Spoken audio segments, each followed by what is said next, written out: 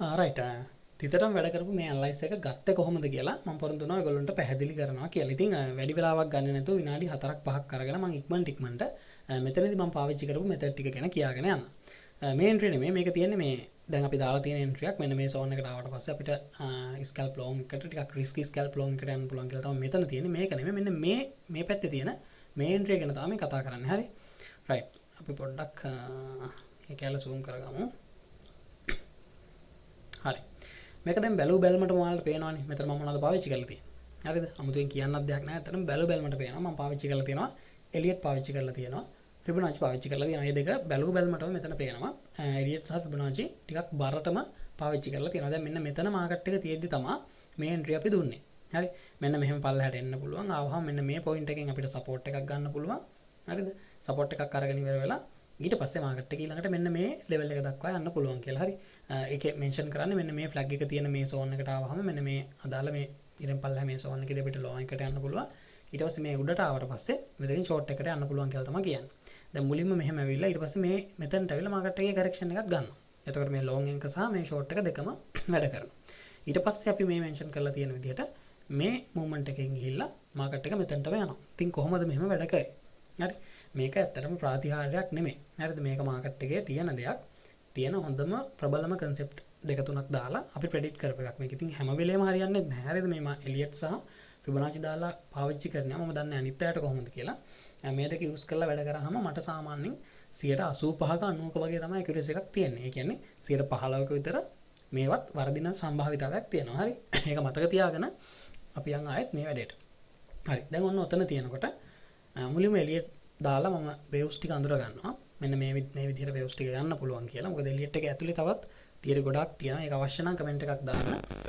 දැන් මේක විනාඩි 3ක 4ක වීඩියෝ එකක් නේ. අපි එලියට් සහ ෆිබොනාචි ඔයගලන්ට අවශ්‍ය නම් කමෙන්ට් එකක් දාන්න. ඒක අපි YouTube එකේ වෙනම කතා කරමු. රයිට්. ඉතින් වේව් ටික අඳුරගත්තට පස්සේ ඊළඟට අපි දැන් සාමාන්‍යයෙන් දන්නවා මේ එක වේව් එකකත් තව වේව්ස් ගොඩක් තියෙනවා. මේක ඇතුලේ. හරි. ඉතින් ඒ නිසා මේ යන වේව් එක අල්ලලා තමයි පළවෙනි එන්ට්‍රි එක ගන්නෙ. එතකොට ෆිබොනාචි දාලා ඉවරලා මේක වැටුනොත් එහෙම ආය අප් වෙන්න පුළුවන් තැන හොයා ගන්නවා ෆිබොනාචි දාලා. අංක එක මේ හැම දෙයකටම වඩා තව දෙයක් කියන්න ඕනේ. මුලින්ම අපි බලන්න ඕනේ මේ යන ට්‍රෙන්ඩ් එක. හරි ට්‍රෙන්ඩ් is your friend කියනවනේ. කියන්නේ ට්‍රෙන්ඩ් එක තමයි අපි ෆලෝ කරන්න ඕනේ. ට්‍රෙන්ඩ් එක යනවා නම් අප් ට්‍රෙන්ඩ් පැත්තට ටිකක් වැඩි බරක් දෙන්න ඕනේ. ඩවුන් ට්‍රෙන්ඩ් එක යනවා නම් ඩවුන් ට්‍රෙන්ඩ් පැත්තට ටිකක් වැඩි බරක් දෙන්න ඕනේ. ඉතින් ඒ බර දීලා තමයි මේ ඇනලයිස් එක ගහන්න පටන් ගන්න. හරි අප් ට්‍රෙන්ඩ් එක පැත්තට වැඩි බරක් දීලා ඉවරලා. රයිට්. ඉතින් ඔන්න වැටුනොත් ආය අප් වෙන මූවමන්ට් එක මෙතනින් අල්ල ගන්නවා. එලියට් වේව් එකේ ඇතුලේ තියෙන වේව්ස් බලලා ඉවරලා ෆිබොනාචි දාලා ඉවරලා. ඊට පස්සේ ආය අපි එක්ස්ටෙන්ෂන් එක දාලා ඉවරලා බලනවා කොයි වගේ තැනකටද මාකට් එක ඊළඟට යන්න පුළුවන් කියලා. හරි. ඊට පස්සේ මාකට් එක එතනට ගියාට පස්සේ ඔන්න ඒ වේව් එක මේවා වෙලා ආය ඊට පස්සේ කරෙක්ෂන් එක එනකොට ඊට පස්සේ හරිද මෙතනින් ආය අල්ල ගන්නවා. හැබැයි මේක නම් හරි මේ වේව් එක මෙහෙම ඇවිල්ලා මේ කරෙක්ෂන් එක මෙතනටම එනවා කියලා එකක් නැහැ. සාමාන්‍යයෙන් මේක මෙහෙම මගින් නැවිදලා මෙහෙම යන්නත් පුළුවන්. හරිද? ඊළඟ වේව් එක යනකොට.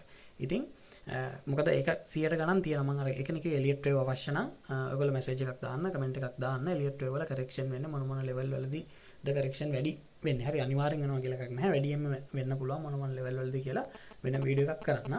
ඉතින් මෙන්න මේ ලෙවල් එක මම මොනිටර් කරගෙන හිටියා.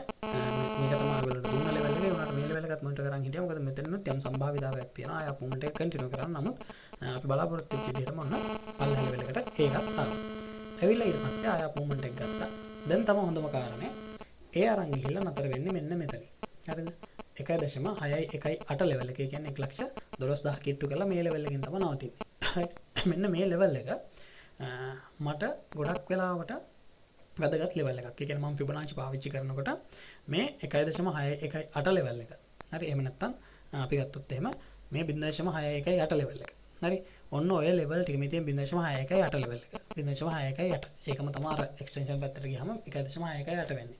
මේ ලෙවල් එක මට ගොඩාක් කියන්නේ accuracy එක හොඳ වැඩිම ලෙවල් එකක් විදිහට මට වැඩ කරනවා. හරිද?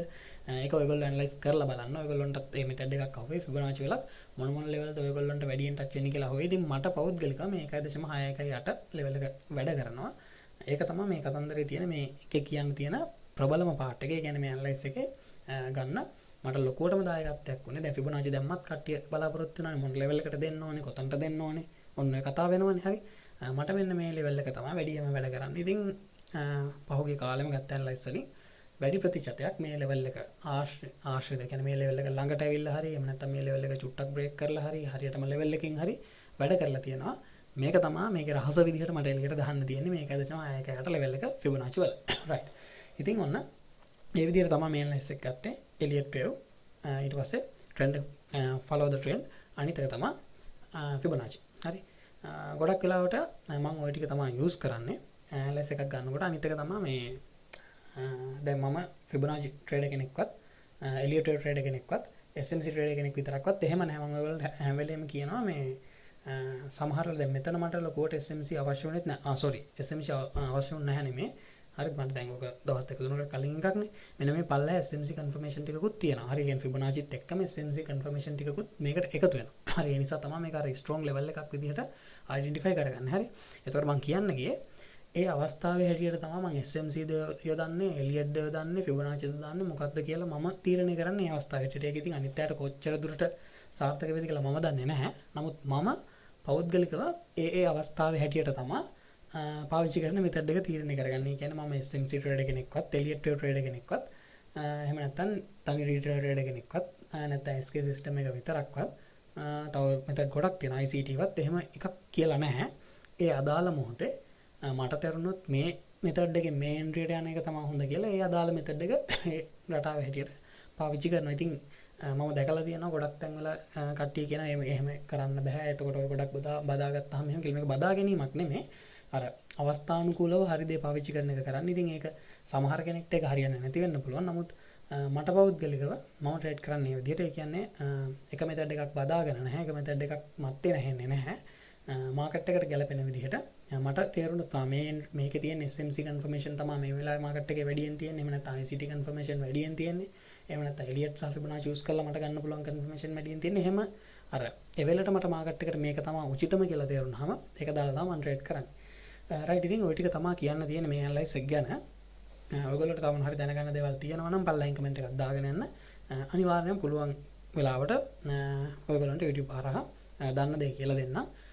ඒ වගේම දැන් මේක මම TikTok එකේ දැම්මොත් එහෙම YouTube එක පැත්තට එන්න අමතක කරන්න එපා. ඒක subscribe කරලා තියාගන්න. එතනදී මේ විදිහට daily update අපි fundamental news වගේ දේවලුත් අරගෙන යනවා. ඒ වගේම අපේ e-master channel එක ඒකටත් join වෙලා ඉන්න. එතන ඔයගොල්ලන්ට free chart update, daily signal ඒ හැම දෙයක්ම හම්බ වෙනවා අපේ team එකේ. අවශ්‍ය කරන signal ටික හම්බ වෙනවා. හැමදාමත් වගේ free signal දෙනවා. ඊට අමතරව chart update, BTC update හැම දෙයක්ම ඔයගොල්ලන්ට ගන්න පුළුවන්. එතනට આવොත් එහෙම. ඉතින් ඒවා free දෙන්නේ. සල්ලි ගන්නෙ නැහැ ඒවට. කැමති කෙනෙක් ඒවට join වෙලා ඉන්න. එහෙනම් හැමදාමත් වගේ ප්‍රාර්ථනා කරනවා ජයග්‍රාහී දවසක් වෙන්න කියලා. stop loss දාලා පරිස්සමෙන් හරි confirmation වලට විතරක් ට්‍රේඩ් කරන්න. හැමෝටම ජය වේවා.